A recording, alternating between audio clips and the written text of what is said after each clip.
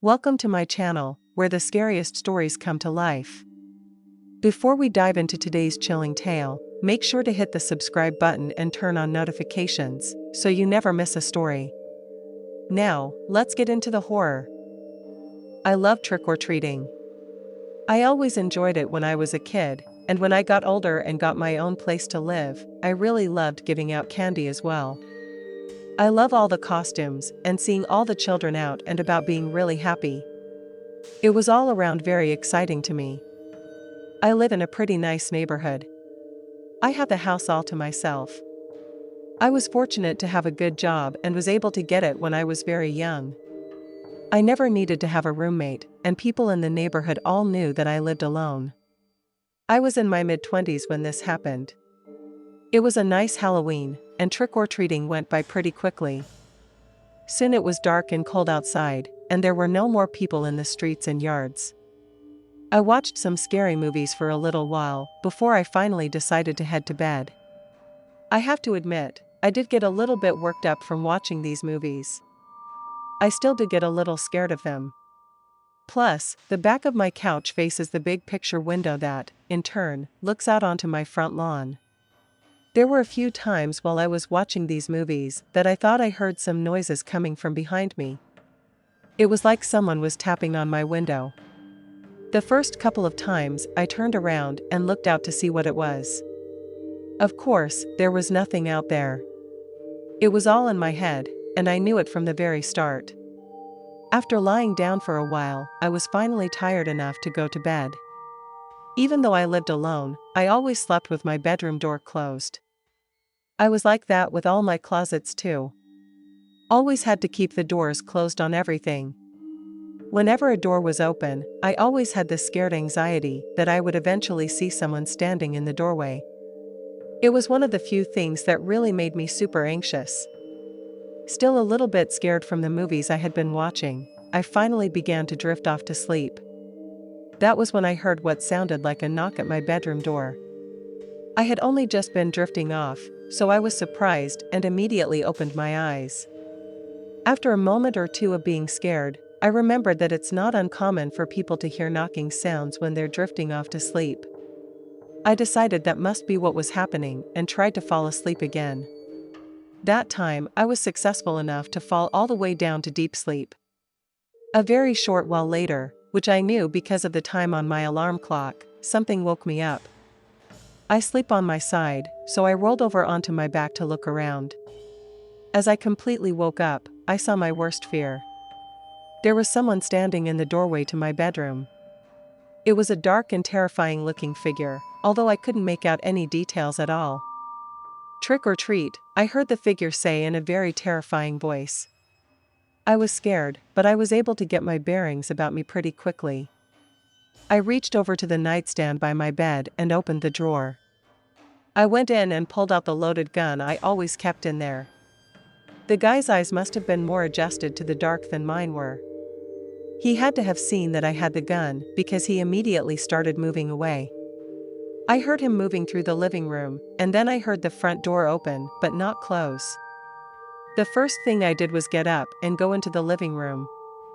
I was worried maybe the guy had tricked me and hadn't left the house at all. I searched around but couldn't find him. I closed and locked the front door and turned all the lights on.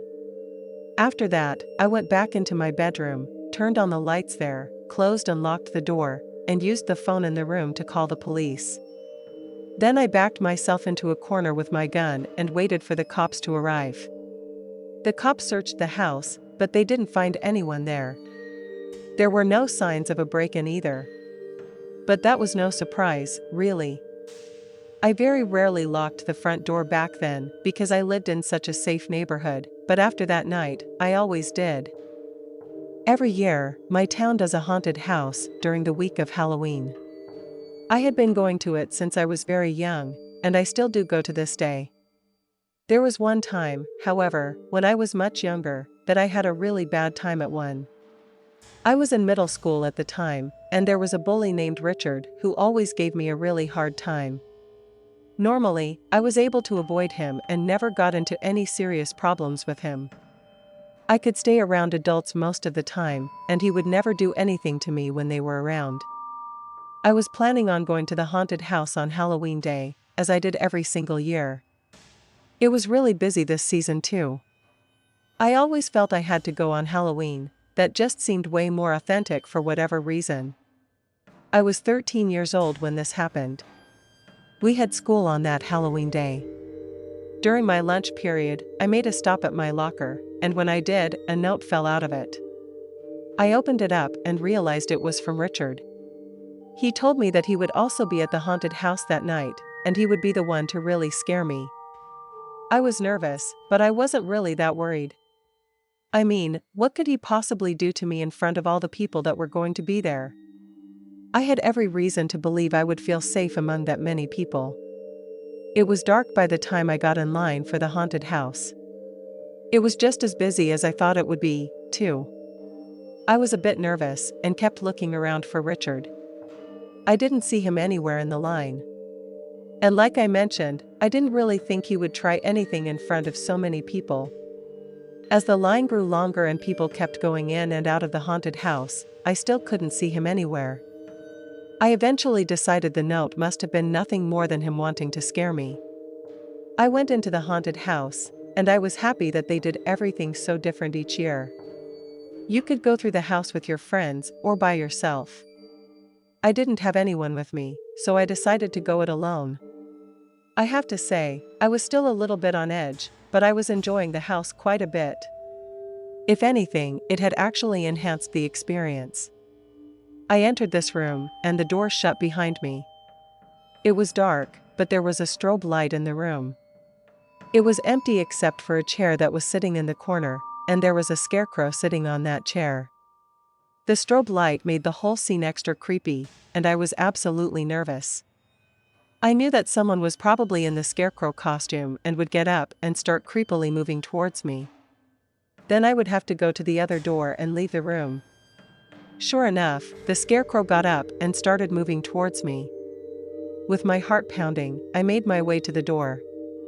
Before I could get my hand on the knob, the scarecrow moved fast and grabbed me in a headlock. He pressed all his weight down on me, and I fell down to my knees. He was really, really strong. I heard Richard's voice whisper in my ear, "I told you I would be here." It hadn't even occurred to me to think he might have been working in the haunted house. By that point, I was really scared. I tried to call out to someone for help, but he had his arm around my neck. He was choking me, and I wasn't able to make much sound. I actually thought the guy was going to try and kill me. I had never been so scared in my life. I only wished I had convinced my family to come with me that time. I don't know how long it was, but it couldn't have been too long before the door opened. I realized the next people touring the house must have opened the door to the room. I was hoping they would pull Richard off me, but they didn't. At first, I found out later, they thought the scarecrow choking a person was supposed to be part of the haunted house. Fortunately, they recognized me as being the person in front of them in line. They were 3 high school guys. They pulled Richard off me, and I fell to the ground. One of them went and got another haunted house employee while I laid there trying to recover my breath. This is further good news concerning this story too. I didn't have to put up with Richard any longer at school for quite a while. He got sent to juvie right after, and he deserved it. Before my father and I moved to another state, my father went to visit the area to check on the progress of our new home, which was currently being built. He was there for a few days and stayed at a Motel 6 in a shady part of town. His room was the last one at the end of the hallway on the top floor. In the middle of the night on his last night there, he was awoken by the phone ringing in his room. Groggily, he answered the phone. To his surprise, it was the front desk calling. They said something along the lines of, "Sorry to wake you, but we've been receiving a couple of reports about rooms being broken into and stuff being stolen. We're calling to make sure your door is locked and that you're safe." My father replied that he was fine and hung up the phone. He decided to double-check that he had locked his door. As he sat up in bed, though, he noticed that the door to his room was slightly ajar. Spooked, he cautiously checked the room and found nothing was missing. No one else was in the room either. He crept over to the door and peeked out. Sitting outside his room, on the windowsill of the hallway window, was his shaving kit. Creeped out of his mind, he quickly grabbed it and locked the door. After he calmed down a bit, he called the front desk. "Hey, you just called me about the break-ins around the hotel. I wanted to report that my room was broken into while I was sleeping. Nothing was stolen, and I'm fine. Just figured you'd like to know." The front desk replied, "You must be mistaken, sir. We never called your room. We haven't received any reports of break-ins either." Needless to say, my father had a hard time sleeping for the rest of the night. I hike in a lot of remote areas. One time, I was hiking in Pennsylvania, miles from anything, not even a trail, really. I was just bushwhacking through the woods. That was when I came upon a random guy about 200 feet away, just sitting on a log. He was wearing jeans and a hoodie pulled over his head, staring at me. I waved at him, but he didn't wave back. I started walking over and waved again. I yelled out something like, "Well, I wasn't expecting to see anyone else out here." There was no response. I was getting a little nervous now, but I had already committed. I kept approaching the man. Then I started noticing rock piles, circles, and things hanging in the trees around him. I got about 10 feet away when a pheasant suddenly took off, scaring the crap out of me. Finally, I got close enough to realize this wasn't a man at all. It was a mannequin, dressed up and sitting there, surrounded by strange rock piles and symbols hanging in the trees.